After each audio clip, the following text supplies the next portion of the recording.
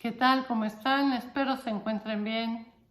Les recuerdo, antes de iniciar, tengan a la mano su Biblia impresa, su libreta, tomen apuntes, registren los versículos que menciono y corroboren que comparto con ustedes la palabra de Dios. No mi opinión ni la de ningún hombre. El pasaje que encontramos en el segundo libro de Reyes, capítulo 21, nos habla del reinado de Manasés en Israel. Rey que hizo lo malo delante de Dios y llevó al pueblo a hacer aquello que Dios le había prohibido. Levantó altares a Baal, lo cual nos habla de un Dios falso, e hizo una imagen de Acera, que es llamada Reina del Cielo, otra deidad falsa. No podemos dar nuestra adoración a cualquier Dios falso, a ninguno de ellos. Es abominación para Dios. Por un lado, estamos desobedeciendo a Dios, saliéndonos de su cobertura al venerar dioses falsos. Y por otro, solitos, por voluntad propia, nos estamos exponiendo al reino de las tinieblas. Engañados, sí, es cierto, pero finalmente lo estamos haciendo. El obedecer a Dios es como estar bajo la protección de un paraguas en medio de la lluvia. Pero si por voluntad propia salimos de la cobertura del paraguas, es un hecho que nos vamos a mojar. Podemos preguntarnos, ¿cómo es que pasa esto? ¿Cómo es posible que caigamos en tales engaños y lleguemos a darle nuestra adoración a dioses falsos? Y es porque en general la gente no conoce las Escrituras, la palabra de Dios, el manual de vida. Muy probablemente se tenga una Biblia en casa, pero ¿de qué sirve si ésta está en un rincón llena de polvo? O bien es usada como adorno en algún lugar de la casa. La religión predominante, al menos en el occidente, no enseña la palabra de Dios. Si se llega a considerar, es a cuentagotas, y nos ha faltado iniciativa para leerla, estudiarla y pedirle al Espíritu Santo que nos dé entendimiento de ella. Dios nos ama. Y en Éxodo 25 nos hace saber que es un Dios celoso, de manera que nos quiere solo para Él y no está dispuesto a compartir nuestra adoración con nadie. Y justamente, no hay quien lo iguale. Solo Él es digno de ella. Solo a Él le corresponde toda la gloria y toda la honra. Manasés, rey de Israel, que hizo lo malo ante los ojos de Dios, también adoró al ejército de los cielos y le rindió culto, nos dice el versículo 3. Y les edificó altares en la misma casa de Jehová, imagínense. Versículo 5.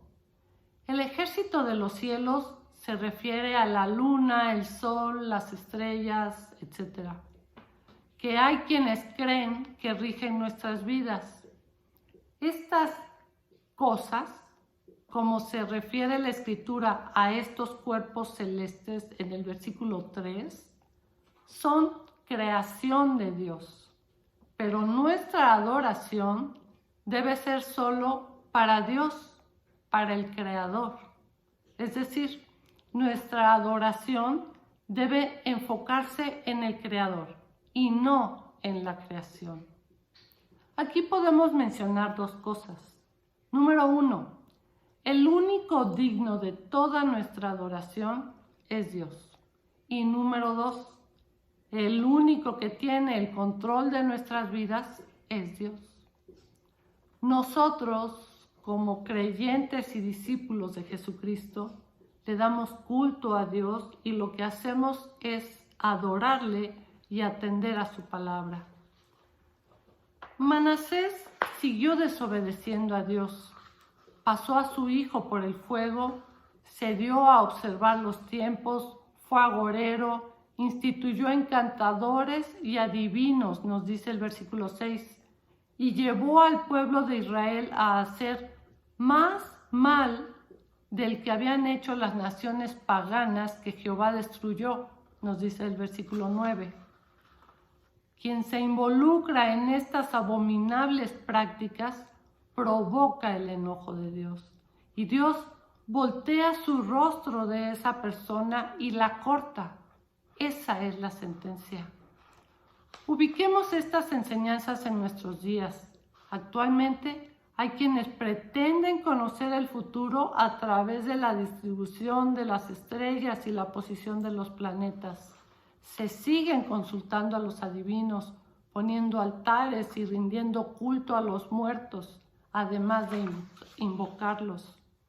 Al paso del tiempo, el pueblo de Israel se aparta de los mandamientos de Dios y así ha sucedido con el pueblo cristiano, que no toma en cuenta la Biblia, la palabra de Dios, que debe ser su fundamento, su directriz para vivir de acuerdo a la voluntad de Dios.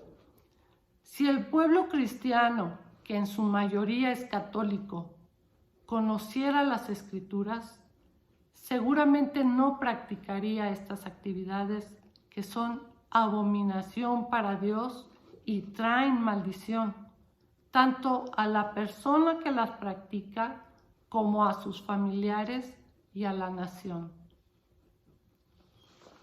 Los muertos no regresan al mundo de los vivos, no nos escuchan ni nos pueden hablar, ni mucho menos responder a nuestras oraciones. No están en condiciones de hacerlo, ni tienen el poder para concedernos aquello que pedimos. Y no hablo solo de nuestros familiares, hablo de todos los muertos a lo largo de la historia. No hay entre los muertos quien pueda responder a tus plegarias, ni ninguno de ellos puede llevar tu oración ante Dios Padre, ni interceder por ti ante Él, porque esa función es exclusiva de Jesucristo, quien murió, sí, pero resucitó, el único. ¿Quién como Él? No hay quien lo pueda sustituir.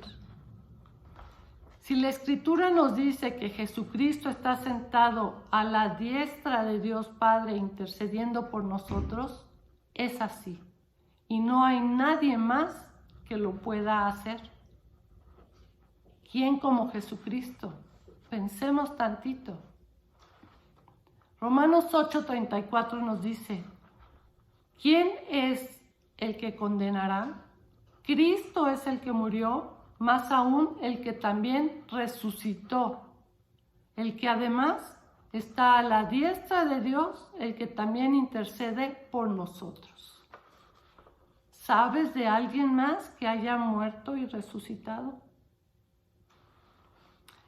Jesucristo, que es Dios mismo hecho hombre y que como tal nunca pecó, fue el Cordero sin mancha, que se entregó a sí mismo en sacrificio perfecto por cada uno de nosotros, y el único que murió y resucitó.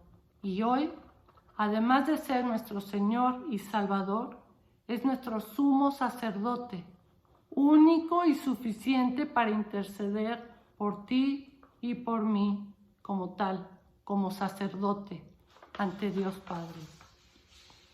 ¿Crees que haya quien lo pueda sustituir?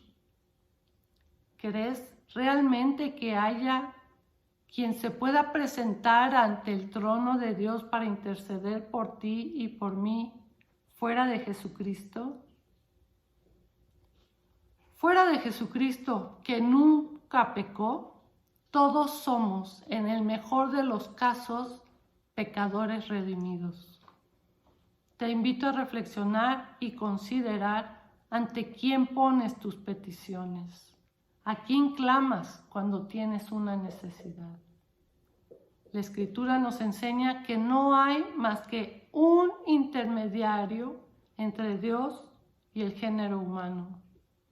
Primera de Timoteo 2:5 dice, porque hay un solo Dios y un solo mediador entre Dios y los hombres, Jesucristo hombre. Démosle el lugar que le corresponde y enfoquemos bien nuestras oraciones al único que las puede recibir y contestar, según le plazca. Espero que este mensaje quede grabado en sus corazones. Le pido a Dios que nos dé entendimiento y revelación de su palabra.